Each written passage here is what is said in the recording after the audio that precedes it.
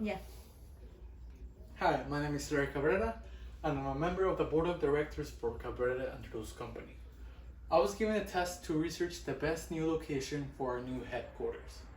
2 years ago, we started this company and we've experienced a rapid and successful growth. We are a company that's dedicated to provide high quality at an affordable price financial services to small new businesses, minority owned businesses, and well established businesses. In my research, I found out that not many states are better than Florida, but that does not mean that Florida is the best state. And in this presentation, we're going to be looking at Texas as a potential new location for our headquarters. We're going to be looking at three factors. Texas is a growing state, the demographics, and the state government incentives. Then we're going to be ending it with a recommendation from me and a conclusion. Let's look up at the first factor.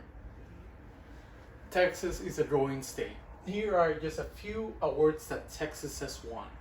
But let me just start off by saying this. According to the NASBA,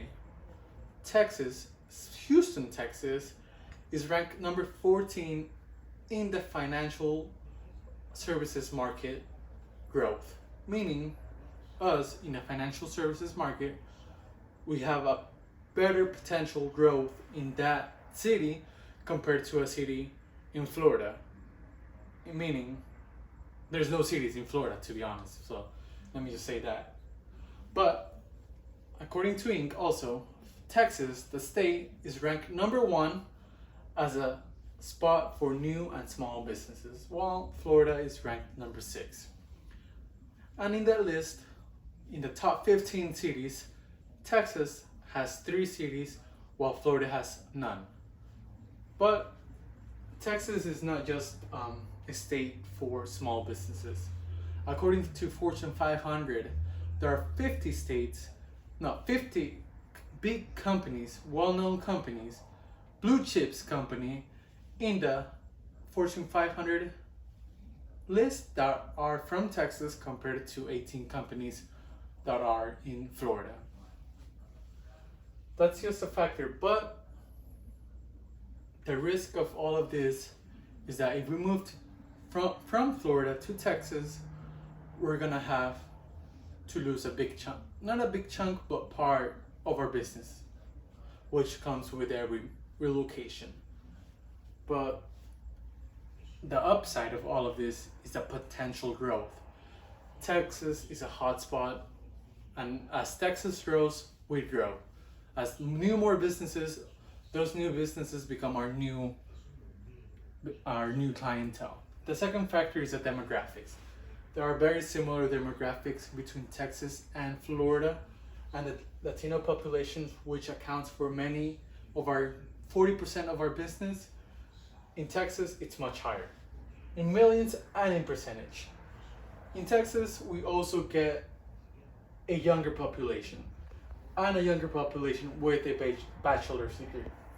This means that whenever we hire someone, we have a greater potential to get a younger, more educated, more driven, a more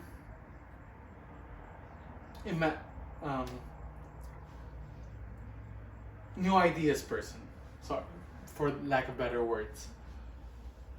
The only downside, like I said, like every relocation, we are gonna lose some businesses. And since Latino-owned firms are most of our businesses, we're gonna lose a big chunk of our business through this relocation.